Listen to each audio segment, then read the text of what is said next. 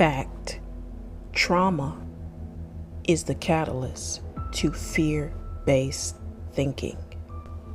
Fear and clear thinking are like oil and water. They don't mix. One will push the other one away. Fear-based thinking is what happens to our mind and brain when repeatedly exposed to experiences of messages that trigger fear. One problem with fear-based thinking is that it stops us from asking questions.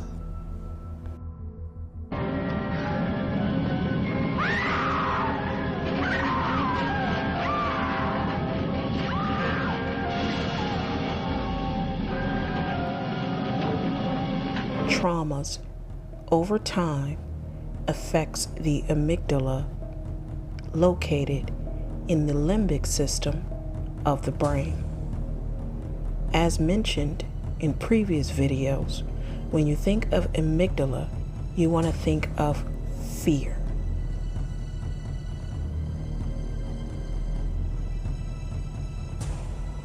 The amygdala contains our emotional memory, our responses to that memory, which can be summed up as a pattern of preconditioned behavior to keep us safe.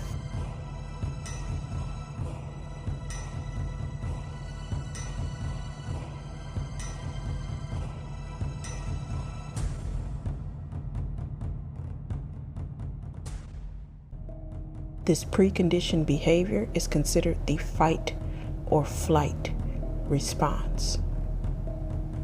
Over time, if you are constantly being traumatized, fear-based thinking becomes the standard by which most individuals filter, reason, and consider their lives through.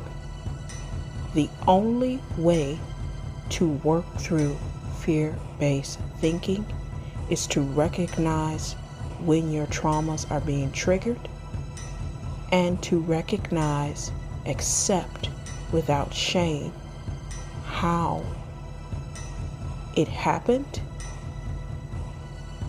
and to develop healthier coping skills.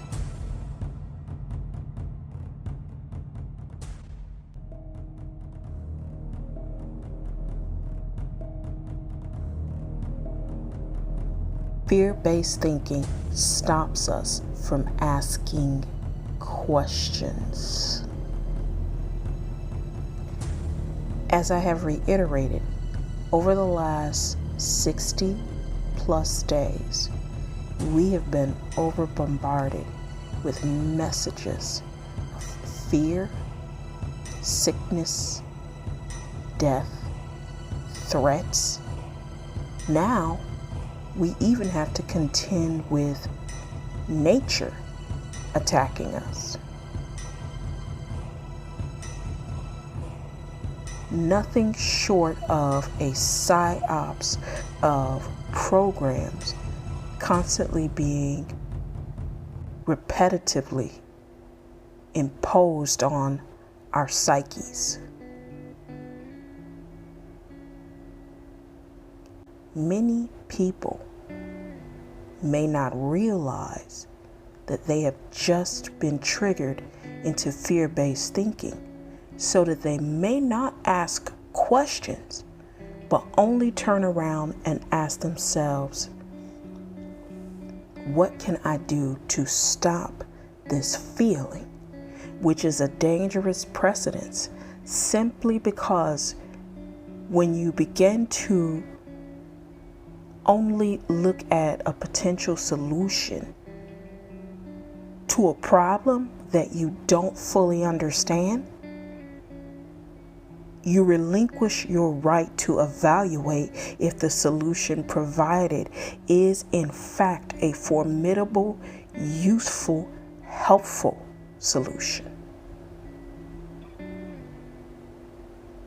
So let me just take you back to the fear-based thinking and the omission of asking questions. In this pandemic, many things have surfaced about the relationship that Bill Gates has with the World Health Organization. Many other things have surfaced about what his agenda is. Why did he step down from Microsoft? What is the true nature of all of this? The relationship with Anthony Fauci, the lack of support that is happening with the president. All of these things are very detrimental, yet so many people are clouded, rightfully so, with the fear of potentially losing family members or compromising and losing their own lives. So instead of asking questions, they ask no questions. They simply just want a solution. So in a scenario where a person does have access of their full faculties, one might ask the question of why is something like radiation poison so similar to the symptoms of COVID-19? One might also ask very much questions about why would we shelter ourselves for a disease that less than 1% of the population has actually suffered a fatality from. One might also ask themselves, why are these connections and relationships so shady between the main players? And why is someone like Bill Gates with no medical background standing in front of us advising the world about what they should do about a biological virus when he has not proven himself to be an expert in even a computer virus? One might also ask the question of why are we all walking around with masks on when the CDC has said there is no need to wear a mask unless you are actually treating and working with someone who has been diagnosed with COVID-19.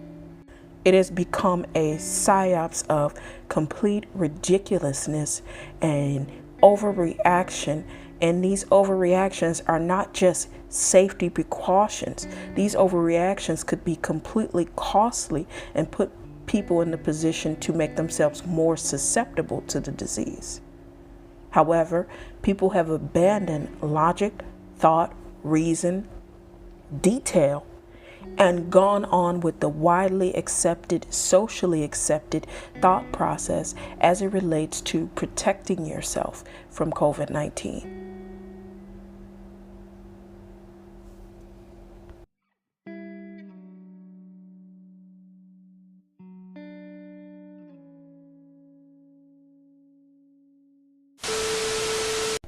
So what does all of this have to do with being stuck in your childhood? Do you remember when you were a child and you were scared and you said, "Mommy, Mommy, there's monsters under my bed"? And even if you were, say, a child who had the ability to see through into other dimensions, I know I'm going esoteric here, but if you had the ability to see and you were a seer, it is perhaps very possible that you were seeing interdimensional beings. But for the sake of this argument, let's just keep it on the surface level. When a child believes that they are under some sort of looming threat, they request and enlist the help of their parents. Their parent is seen as an authority figure and a safety net. This is when fear has taken over the child. So in this action, you're looking for your authority figure or parent to resolve the issue for you, as opposed to you going under the bed as a child and slaying the monsters yourself.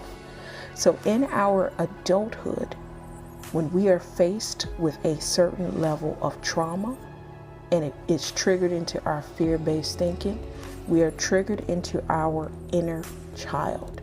And being triggered into your inner child, you are now looking for a solution that negates any of the reasonable properties, and you're looking for an authority figure to pretty much bail you out.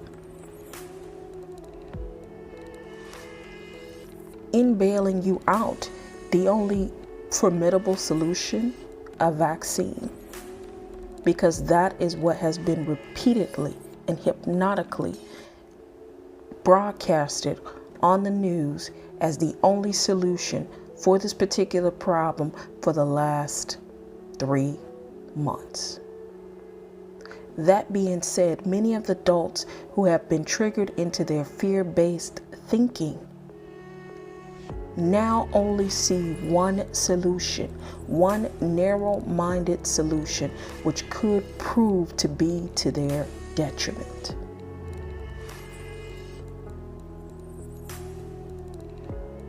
Vaccines have proven to have injury, and they have also proven to not have enough checks and balances whereby someone would be safe taking them and be able to go back and say, hey, listen, this caused me great illness. I'm going to sue you fuckers.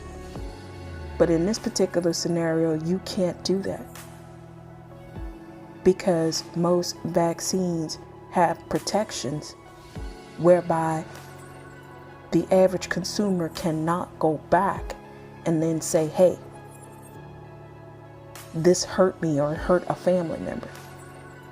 The perfect scenario for an economically viable, financially plentiful objective with very little checks and balances. And if this is made compensatory, these inoculations could possibly disrupt our entire lives, including how you get food, when you go to work, how you travel.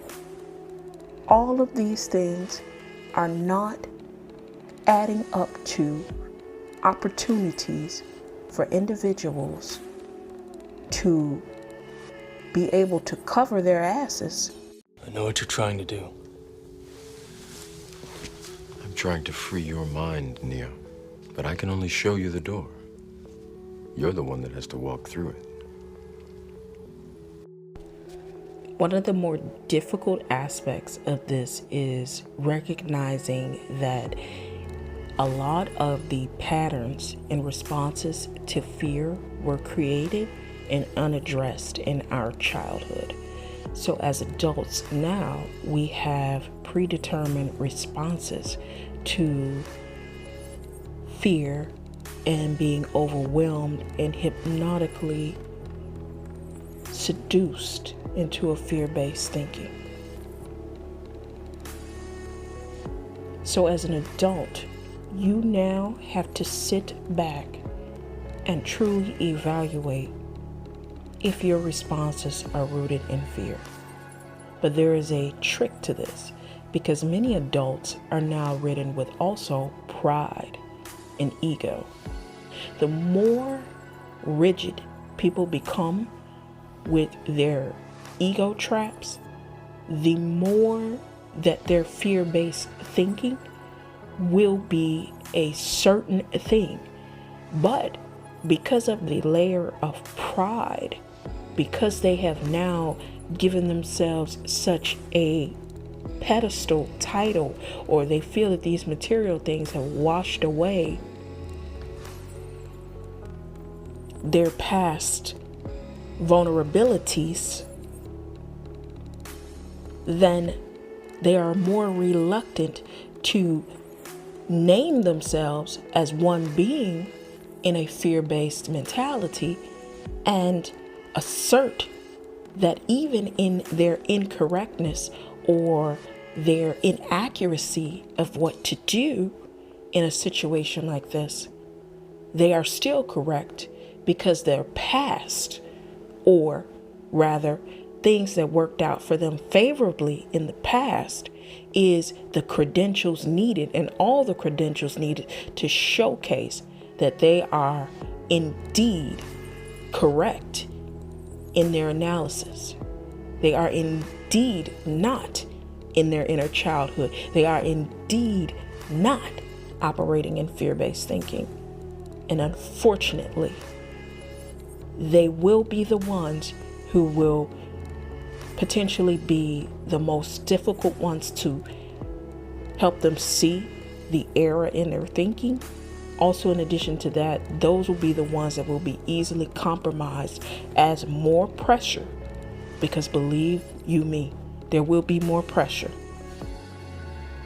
As more pressure is disseminated and imposed on us as a people.